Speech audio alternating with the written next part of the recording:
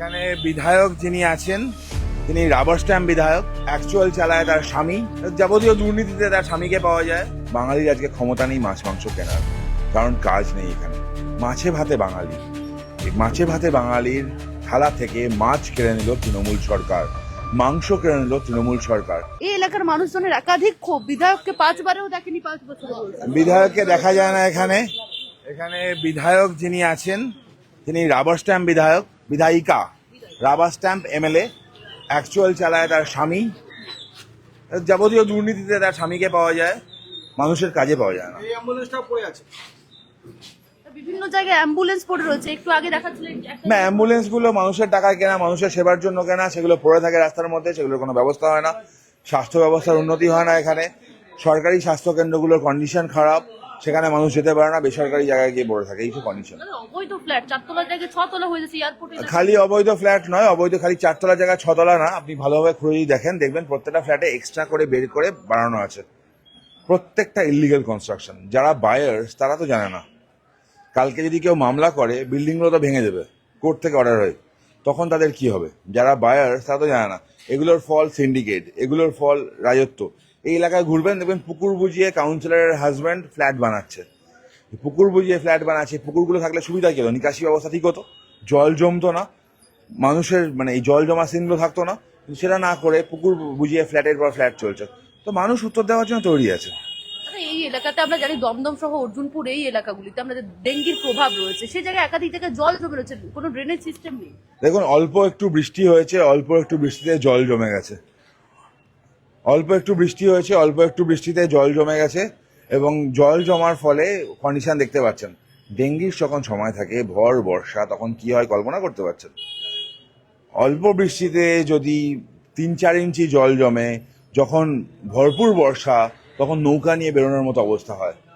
মানুষের গাড়ি ঘোড়া খারাপ হয়, অফিস যাত্রীদের ভোগান্তি হয়, জ্বালাতন হয়। এই হচ্ছে কন্ডিশন। মাছের দোকানে কথা বললেন দেখলাম আপনি, যুব সাথী। মাছের দোকানে কথা বললাম, মাছওয়ালার সাথে কথা বললাম, জিজ্ঞেস করলাম মাছের দাম। আমি মাছ খেতে ভালোবাসি, আমি মাংস থেকে মাছ আমার খুব ফেভারিট। তো মাছের দাম আমি জানি, তো মানুষেরও জানা দরকার একটু। সবাই তারা জানে। প্রশ্ন হচ্ছে 1500 টাকায় কদিন বাঙালি মাছ ভাত খাবে? 1500 টাকায় 4 জন সদস্য যদি হয়, তাহলে প্রত্যেক পরিবারের একজনের করে থালায় 1 টুকরো মাছ জুটবে কি? নাকি কুচো চিংড়ি কিনবে 100 গ্রাম, 1 পিস করে নেবে? মাছে ভাতে বাঙালি, এই মাছে ভাতে বাঙালির থালা থেকে মাছ কেড়ে নিল তৃণমূল সরকার, মাংস কেড়ে নিল তৃণমূল সরকার। বাঙালির আজকে ক্ষমতা নেই মাছ মাংস কেনার, কারণ কাজ নেই এখানে।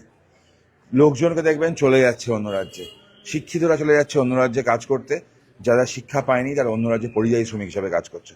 একজন পরিযায়ী শ্রমিক ভারতীয় জনতা পার্টি শাসিত রাজ্যে গিয়ে মাসিক 40 থেকে 50 হাজার টাকা রোজগার করছে।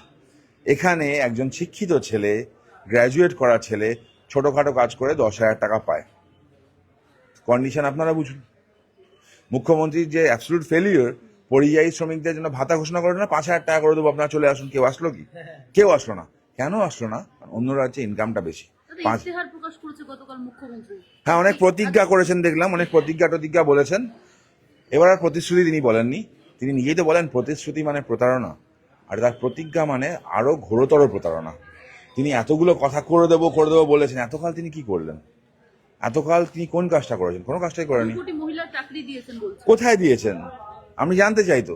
2 কোটি মহিলার যদি চাকরি হয়ে থাকে, তা আমার পাড়ার মহিলাদেরও চাকরি পাওয়ার কথা, রাইট? রাজ্যে ভোটার আজকে 7.5 কোটির কাছাকাছি। 2 কোটি মহিলার মানে আপনাদের টাকা দিয়েছে?